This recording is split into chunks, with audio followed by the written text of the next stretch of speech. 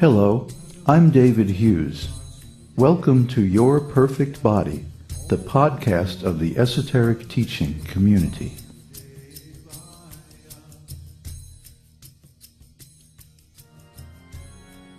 Today's selection is the beginning of a three-part series on Vedic history.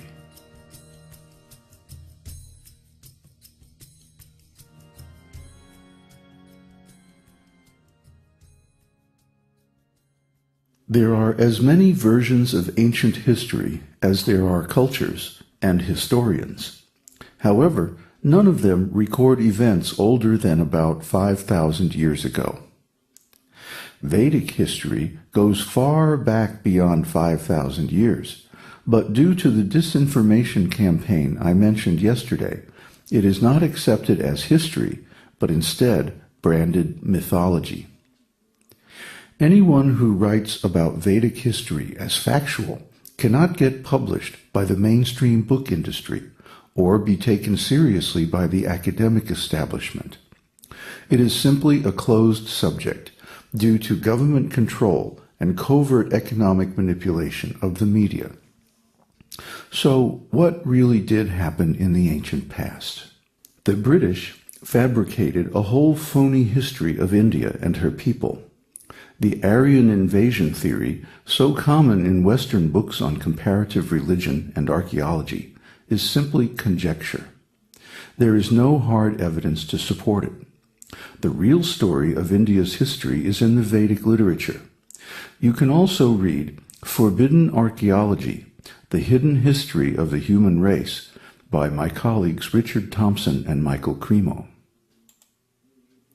Unbiased archaeological explorations in India during the past 20 years have devastated the British concoction and confirmed the Vedic version.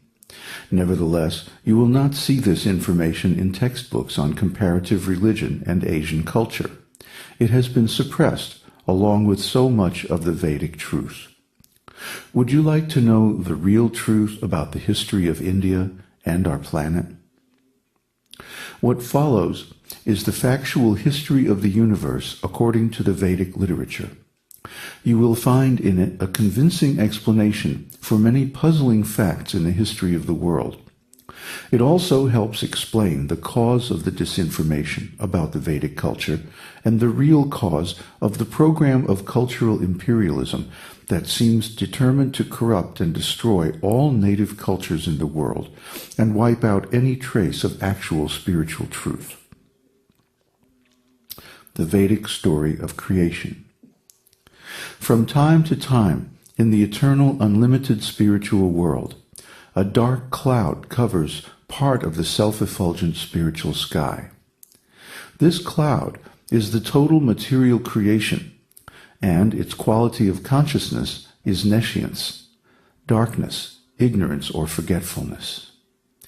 Within this cloud, Lord Mahavishnu lies down on the causal ocean and creates an unlimited number of material universes, which expand from the pores of his gigantic eternal transcendental body.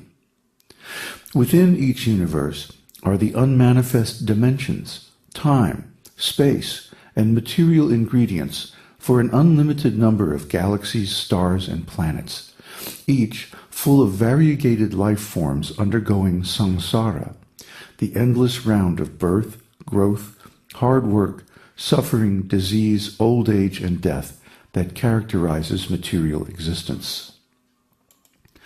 Lord Mahavishnu again expands himself into unlimited forms of Garbhodakashayi Vishnu, the universal controller, and enters within each universe.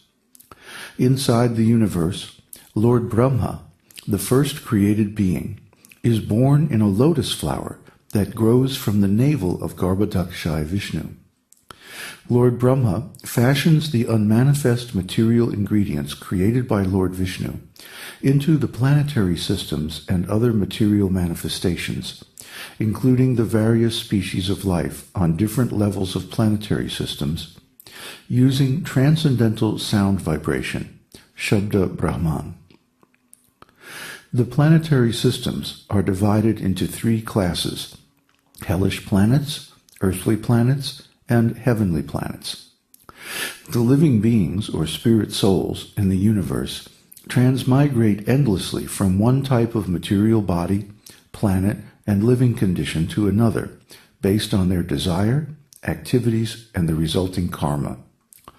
Our current location is on an earthly planet within one of the smallest and short-lived of these material universes.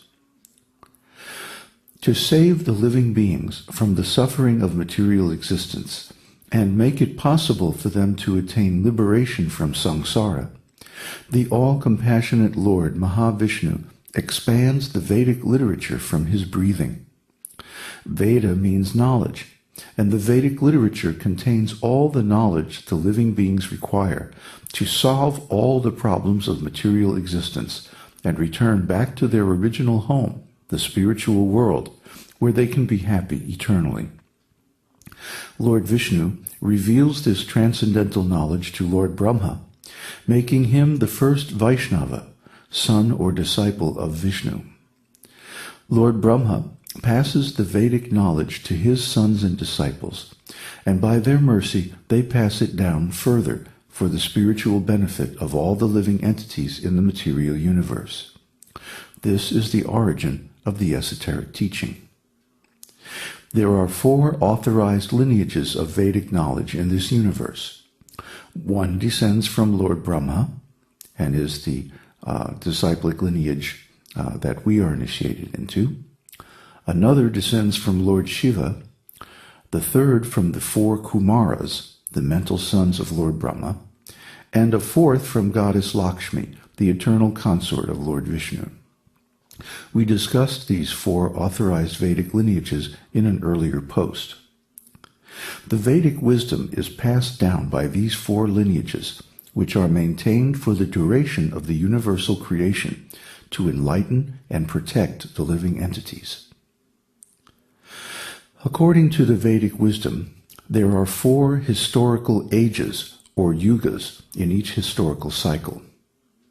Satya Yuga, or the Golden Age of Enlightenment, Dwapara Yuga, or the Silver Age of ritualistic religion, Treta Yuga, or the Copper Age of kings, and Kali Yuga, or the Iron Age of quarrel and ignorance.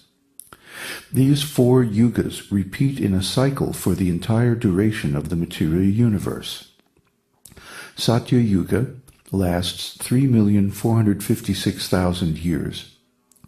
Dwapara Yuga lasts 1,728,000 years. Treta Yuga lasts 864,000 years, and Kali Yuga lasts 432,000 years. In each successive yuga, the religiosity of people in general decreases by 1/4, until by the end of Kali Yuga it approaches 0. The Vedic process of self-realization appropriate for Satya Yuga is yogic meditation. In Dwapara Yuga, it is Vedic sacrifice. For Treta Yuga, it is temple worship, and in Kali Yuga, it is the congregational chanting of the holy names of the Lord. In each yuga, the Lord incarnates, appearing in the material world to establish the authorized process of religion for that age. And there is a table in the blog post that summarizes all this information. According to Vedic history, we are now just past the middle of the lifetime of the universe, and about 5,000 years into the Kali Yuga. On Brahma Loka, the planet of Lord Brahma, it is now approximately 10 minutes past noon on Lord Brahma's 50th birthday. During Brahma's night, the manifested creation is dissolved, and it is restored at the beginning of his day.